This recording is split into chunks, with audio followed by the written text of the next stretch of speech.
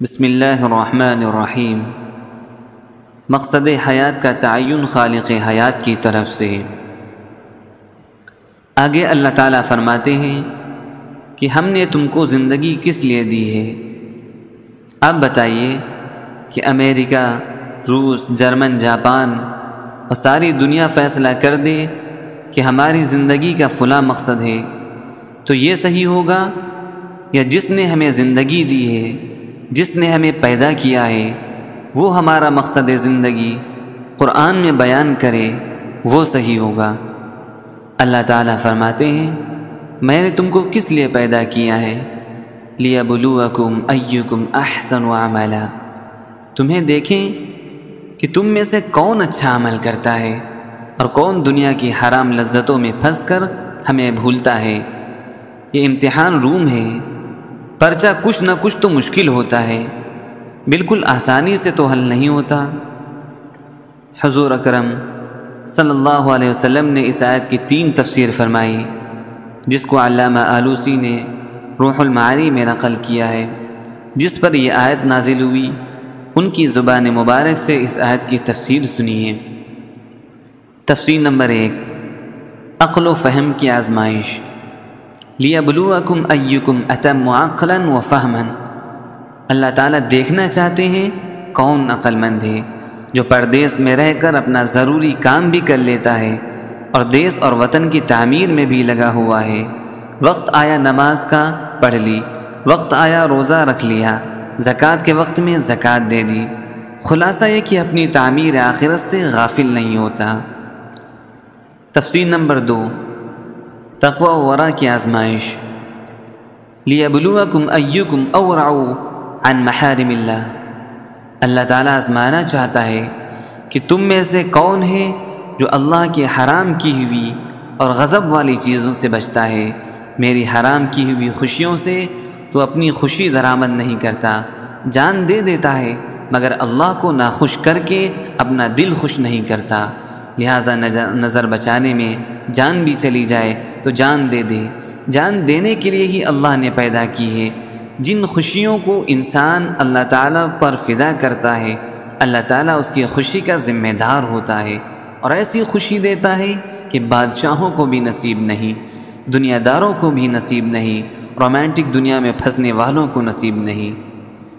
حکیم الامت حضرت تھانوی رحمۃ اللہ علیہ فرماتے ہیں اگر اس آیت الا بذکر اللہ تطمئن القلوب، اللہ کی یاد ہی سے دلوں کو چین ملتا ہے، اس پر یقین نہ آئے تو 10 دن بادشاہوں کے پاس رہ لو، 10 دن رومانٹک دنیا والوں کے پاس رہ لو جو ہر وقت حسینوں اور ٹڈیوں اور فلمی گانوں کے چکر میں رہتے ہیں، اور 10 دن تاجروں کے پاس بھی رہ لو اور ان کو ڈالروں کی گڈیاں گنتے ہوئے دیکھ لو، اور 10 دن کسی اللہ والے کے پاس بھی رہ لو، تمہارا دل خود فیصلہ کرے گا کہ سکون اور چین تو اللہ والوں کے پاس ہے۔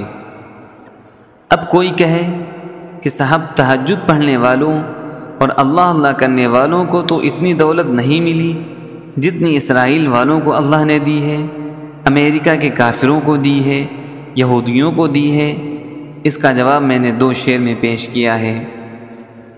دشمنوں کو عیش آب و گل دیا، اللہ نے کافروں کو پانی اور مٹی کے کھلونے دے دیے، مٹی کی عورتیں، مٹی کا مکان، مٹی کے کباب، مٹی کی بریانیاں، سب مٹی ہے۔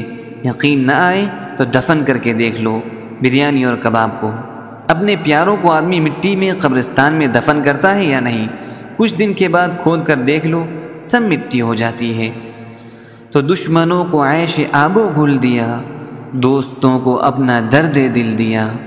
اب آپ کہیں گے کہ یہ درد دل لے کر ہارٹ اٹیک ہو کر اسپتال جائیں گے؟ یہ درد دل وہ درد دل نہیں جس میں ڈاکٹروں کے پاس جانا پڑے، یہ وہ درد دل ہے جو نبیوں نے اور ولیوں نے اللہ سے مانگا ہے، یعنی اللہ کی محبت کا ایک ذرہ۔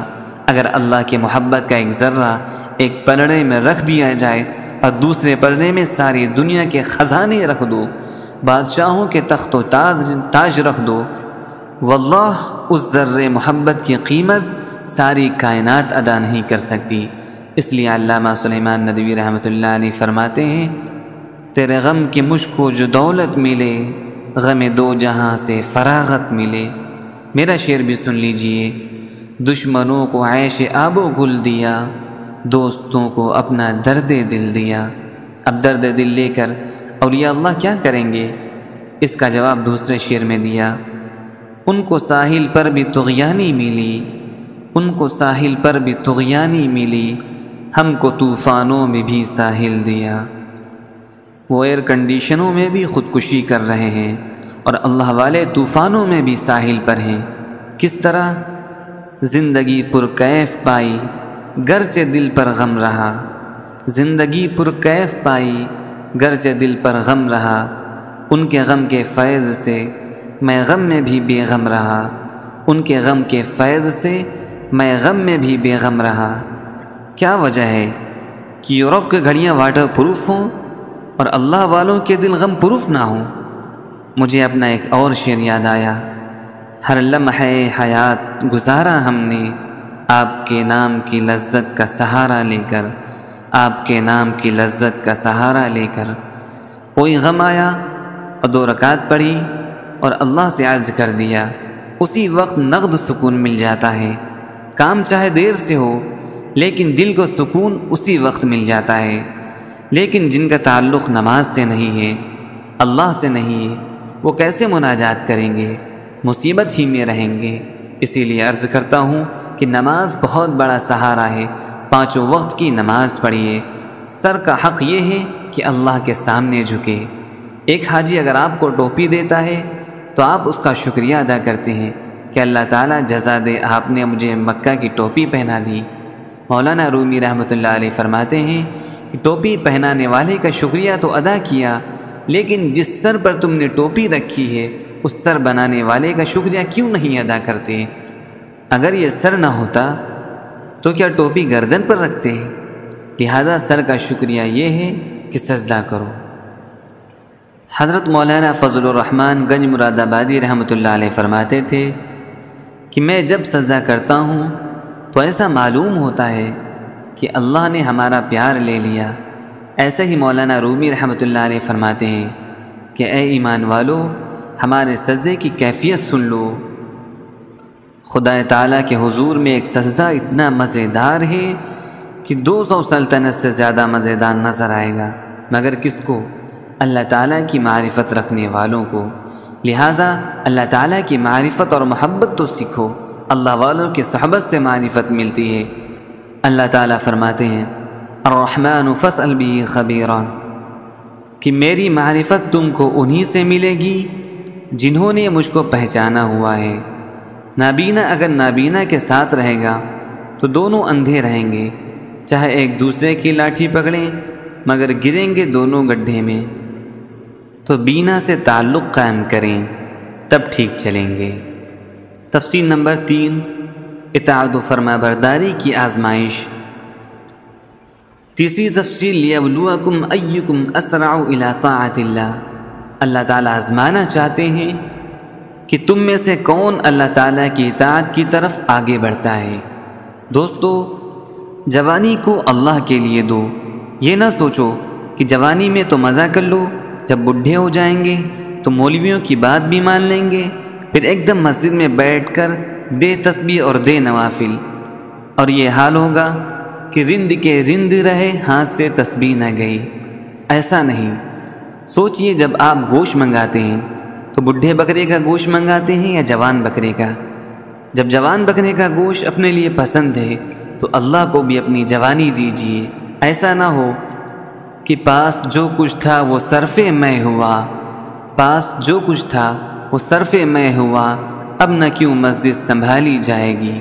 بخاری شریف کی حدیث ہے، جو اپنی جوانی اللہ پر فدا کر دے، اللہ قیامت کے دن اس کو عرش کا سایہ نصیب فرمائیں گے۔ اب بھی موقع کو غنیمت جانیے۔ حضرت مفتی شفیع صاحب رحمۃ اللہ علیہ کا شعر ہے، ظالم ابھی ہے فرصت توبہ نہ دیر کر، وہ بھی گرا نہیں جو گرا پھر سنبھل گیا۔ اور زمانے سے مت ڈرو، فرماتے ہیں ہم کو مٹا سکے یہ زمانے میں دم نہیں، ہم کو مٹا سکے یہ زمانے میں دم نہیں، ہم سے زمانہ خود ہے، زمانے سے ہم نہیں۔